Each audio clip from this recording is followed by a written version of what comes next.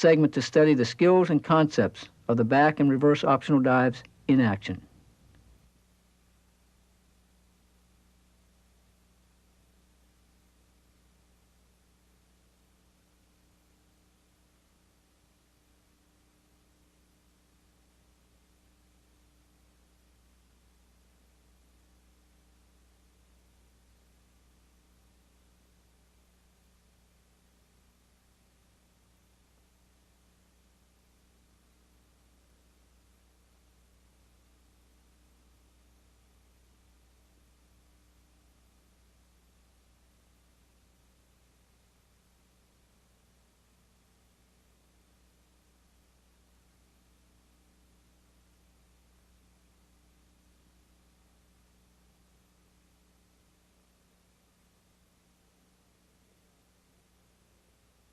Twisting dives are the most complicated and most misunderstood of all the optional dives. However, when you know the techniques of initiating and stopping twist and the relationship between the somersault and twist, there is no mystery to these dives. Regardless of what direction the twisting dive is rotating, whether forward, back, or reverse, the same principles of takeoff described for the somersault optionals apply. Let's analyze the forward twisting dives first. The best place to learn all twisting dives is on a trampoline equipped with an overhead spotting apparatus and a twisting belt. Although these dives can be learned in the pool, it is much more difficult to do so. It is necessary to perform a good forward open pike somersault before attempting any twisting actions.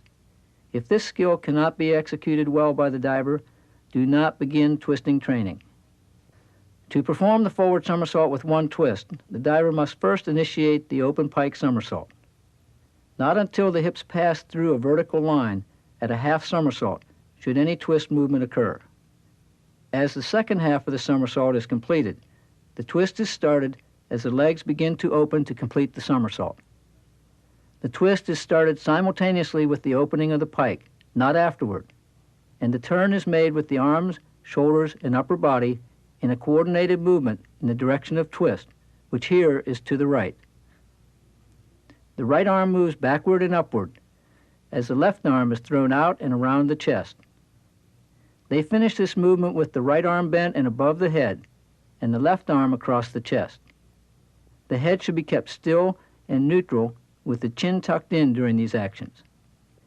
To complete the twist, the top arm comes out in an overhead direction and laterally down to shoulder level, as the bottom arm moves directly from the chest to a lateral position.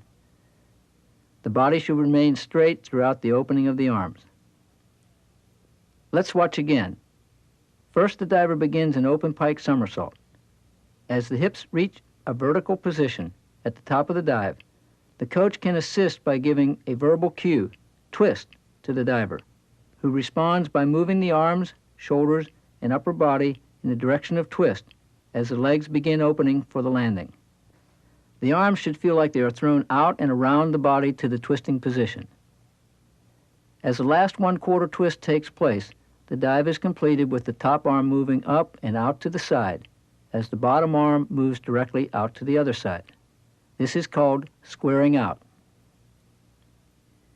Once the diver has effectively learned these movements, it's time to move to the pool. If you do not have the advantage of a trampoline and spotting equipment, this is where you start.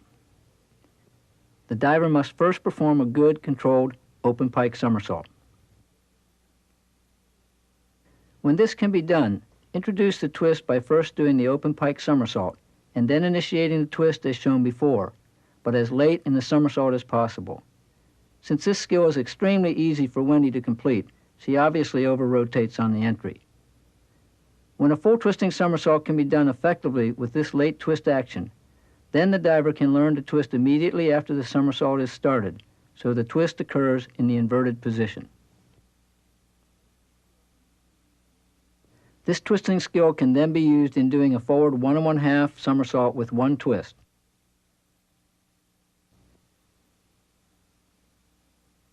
Initiate the somersault, then move the arms and upper body as the legs open. Notice again how the arms move out and around the body before coming into the twist position. The twist is completed by moving the top arm up and out laterally as the bottom arm comes directly out to the side and the body is kept straight. As the arms complete their opening, an open pike position is assumed to complete the square out. The beginning diver should learn the open pike technique of twisting. A more advanced diver, however, may wish to try the flying somersault action with an earlier twist if not satisfied with their execution of the open pike method.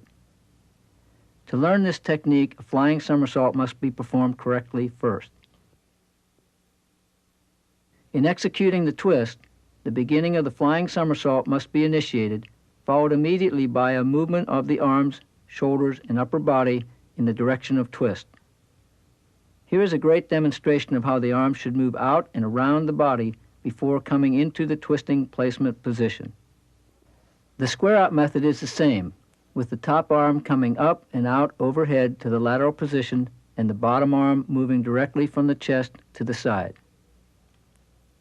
When moving to the board, the diver must first execute a good forward flying somersault start. Then add the twist, using the same method of initiating and stopping the twist as demonstrated on the trampoline. At the completion of the twist, the body is then piked to complete the square out action. Let's look at these two twisting methods from a different viewpoint to give you a better idea of how they are performed. Note that in both cases, the somersault motion is established on a true somersault axis before the twist is started. Here's a front view of the open pike start method. Now let's take a look at an overhead vantage point of the flying somersault technique with a great view of correct square out action. Both the open pike and flying somersault forward twisting methods are very effective techniques. The coach and diver should select the way that works best. As with the forward twisting dives, the best place to learn backward and reverse twisters is the trampoline with spotting equipment. First, a back somersault straight must be performed well. Then the diver must learn a hollow back somersault, called so because, as you see, the front of the body has a hollow shape. This skill teaches the diver the feeling of somersaulting backward without the head back and the body in a big arch, both of which make effective backward twisting difficult. Once this skill has been learned, backward twisting can be started. There are 4 steps to be performed in doing a back somersault with the 1.5 twist. First, do a hollow back somersault. Second, start the hollow back somersault, and when the arms have finished the overhead reach and the feet are leaving the mat, drop the arm on the side to which the twist is being done, down and back, so it points at the trampoline bed. The head and upper body follow the arm, while the other arm remains overhead. As the twist begins, the diver should use the action of the hollow somersault to change from an arched to a straight body line. This movement should be completed at the 1/2 twist position. As the twist continues, the arms stay extended and away from the body. This sequence of movements should be practiced until 3/4 to 1 twist can be done easily. Third, execute steps 1 and 2, and at approximately 1/2 twist, move the arms into the twisting position. The arm on the twisting side bends and moves over the head, while the other arm bends and is moved forcefully across the chest. Keep the arms and elbows as close to the body as possible for maximum speed of twist. Fourth, as the last 1/4 twist takes place, the square out action is started. The same movements as in forward twisting are used. The top arm extends and moves upward and outward in a lateral line, while the bottom arm straightens and moves directly to a lateral position. Watch the same series of movements from a different view. Start the somersault. Drop the arm. Hollow. Arms in. Square. The reverse twisting dives are learned with the same hollow somersault as the foundation. Here's Kent doing a reverse somersault with 1 1/2 twists, using the same motions as backward twisting. The only difference between backward and reverse twisting dives is in the takeoff. For safety reasons, the diver must drive the hips up and forward, as in the reverse optional dives, while the arms move overhead and begin the twisting. When moving to the pool, the hollow back somersault must be learned first, so the diver can flatten the body line in the air, following the arch from the board to initiate the somersault.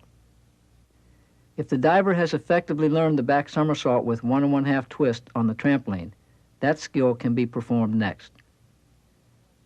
However, if no trampoline is available, a series of attempts at twisting must be made. Jenny does an incredible job here of demonstrating a typical progression of beginning twisting efforts when no spotting work is possible first. Let's watch as she goes through this sequence.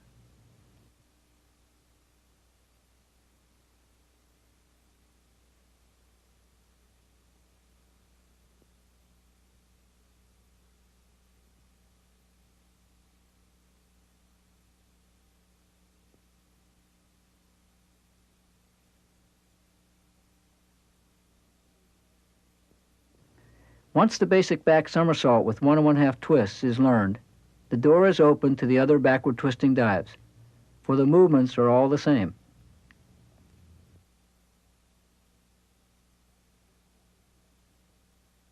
With backward twisting actions learned, the reverse twisters can be tackled. Again, the diver must learn a good controlled hollow reverse somersault first. If this skill cannot be completed relatively easily, it is not yet time to introduce twisting. However, when the diver is ready, the same movements are made as in back twisters, but as pointed out, the mechanics of takeoff for reverse somersault optionals must be followed to assure safe distance. Here Kent does the reverse 1 1/2 somersault with 1 1/2 twists and the reverse 1 1/2 somersault with 3 1/2 twists from different angles, so you can study the motions.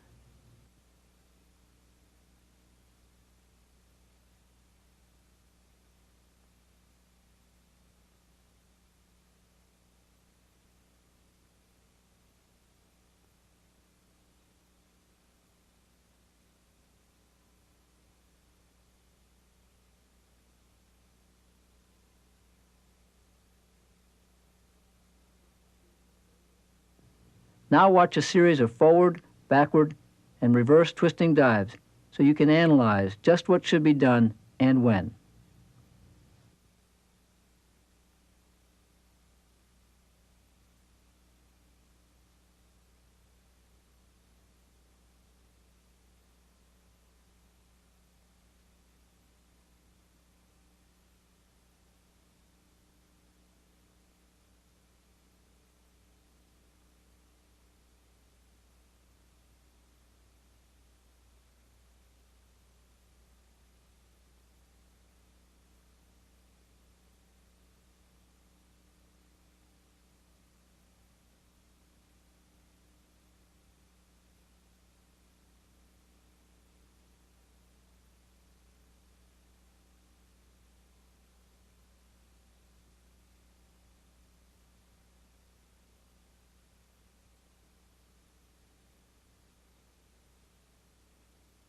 To study the skills and concepts of the back and reverse optional dives in action.